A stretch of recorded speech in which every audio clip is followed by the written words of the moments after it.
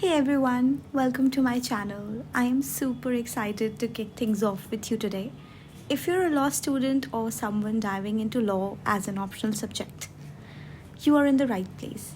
Here we are all about making complex legal concepts easier to digest and relevant to your studies.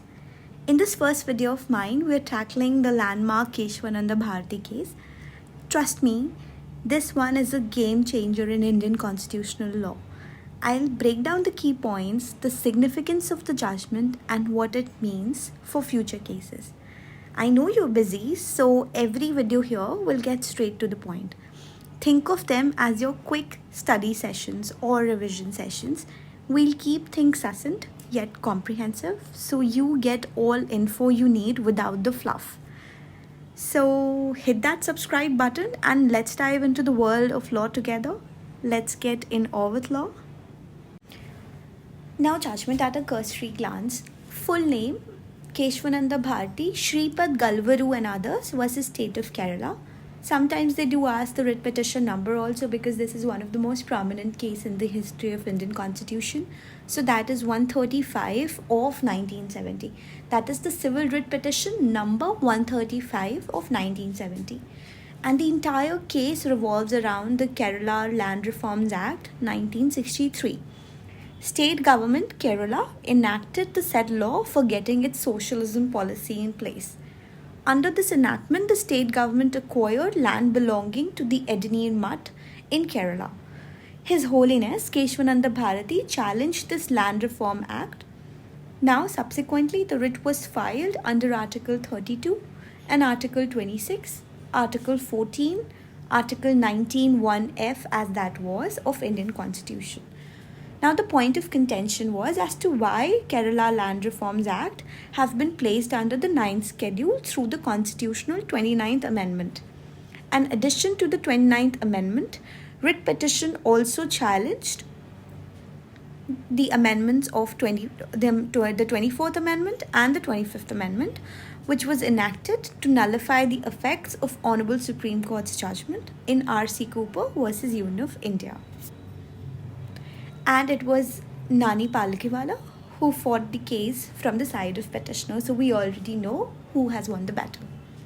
Now, the 24th Amendment was to nullify Golaknath, saying that constitutional amendments were not law under Article 13 and the Parliament had power to amend, vary or repeal any provision of Indian Constitution.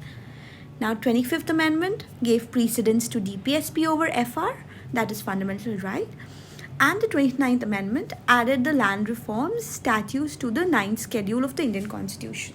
So being law students or somebody who has taken law as optional must be knowing that what is there in 9th schedule. So this basically provides validation of certain acts and regulations. Apparently any act which was added into this was immune from judicial review. Now, a bench of 13 judges of the Honorable Supreme Court was formed. Such a significant decision was made by a margin of 7-6 through this judgment. Supreme Court expanded its power of judicial review, also making sure that all legislative enactments adhere to the doctrine of basic structure. Now here we know the evolution of doctrine of basic structure. First of all, we have the case of Shankari Prasad. Then we have Sajjan Singh's case in 1965. So these cases talk about absolute power to Parliament in amending the Constitution. Then we have Golaknath's case in 1967, enacting of 24th Amendment Act. Then we have the discussing case, Keshvananda Bharati case, 1973, which introduced the doctrine of basic structure. Following which we had the case of Indira Nehru Gandhi, that gave reaffirmation to the doctrine of basic structure. Now, the cases I have previously mentioned and the one I've mentioned after Keshvananda Bharati will be discussed in subsequent videos. So basically, the judgment said that 7-6 majority held that Parliament, in the exercise of constitution power, can amend any provision of the Constitution of India. This Constitution is a supreme law. There are no express limitations to the power of amendment.